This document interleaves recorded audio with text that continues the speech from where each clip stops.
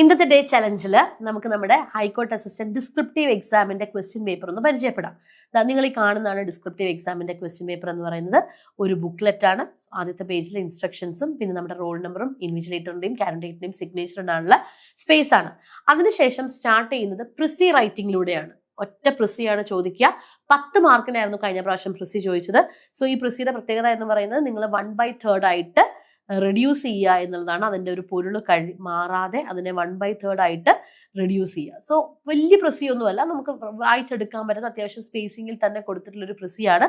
So വായിച്ച് അതിനെ 1/3 ആക്കുക എന്നുള്ളതാണ് ഫസ്റ്റ് ക്വസ്റ്റ്യൻ. ഇത് കണ്ടോ. സെക്കൻഡ് ക്വസ്റ്റ്യൻ എന്ന് പറയുന്നത് നമ്മുടെ പാസേജ് ആണ്. പക്ഷെ ഈ പാസേജ് നമുക്കറിയാം 10 × 2 20 മാർക്സ്, അതായത് ഒരു ക്വസ്റ്റ്യന് 2 മാർക്കാണ്. അതായത് ഇത് എങ്ങനെയാ ക്വസ്റ്റ്യൻസ് വന്നിരിക്കുന്നതെന്ന് അറിയാമോ? ഇത് കണ്ടോ, ഒരു ക്വസ്റ്റ്യൻ കഴിഞ്ഞു കഴിഞ്ഞാൽ അവിടെ സ്പേസ് ആണ്. ആ സ്പേസിൽ നിങ്ങൾ എന്ത് ചെയ്യണം? ആൻസർ എടുത്ത് ഡിസ്ക്രിപ്റ്റീവായിട്ട് എഴുതണം. നമ്മൾ ഇതുവരെ ഉപയോഗിച്ച പോലത്തെ ക്വസ്റ്റ്യൻസ് അല്ല.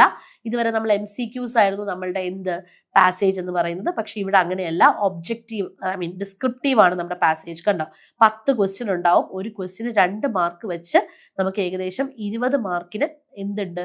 ഡിസ്ക്രിപ്റ്റീവ് ഉണ്ട്. ഇനി അതിനുശേഷം നമുക്ക് ഒരു ഭാഗവും കൂടിയാണ് നമ്മുടെ ഈ ഒരു എക്സാമിനുള്ളത്. അതെന്താണ്? എസ്സേ റൈറ്റിംഗ് ആണ്. കണ്ടോ, ഷോർട്ട് എസ്സേസ് ആണ്. 3 ടോപ്പിക് തന്നിരുന്നു. അത് 150 മാർക്കിന്റെ എസ്സേ ആയിട്ട് എഴുതുക. ഒരെണ്ണത്തിന് നമുക്ക് 15 മാർക്കാണ്. സോ 3 എണ്ണം തന്നിരുന്നു, 2 എണ്ണം എഴുതിയാൽ മതി. 30 മാർക്കാണ് നമുക്ക് എസ്സേക്ക്.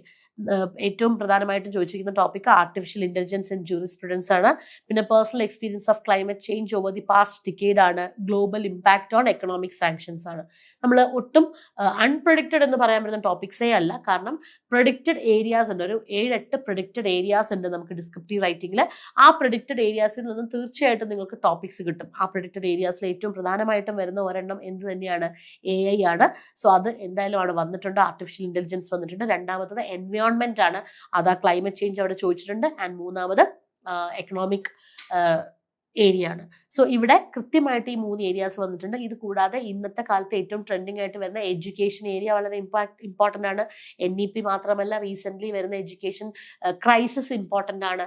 പിന്നെ അതുപോലെ തന്നെ എന്താ പറയുക, വിമൻ എംപവർമെന്റ് എവർഗ്രീൻ ടോപ്പിക് ആണ്.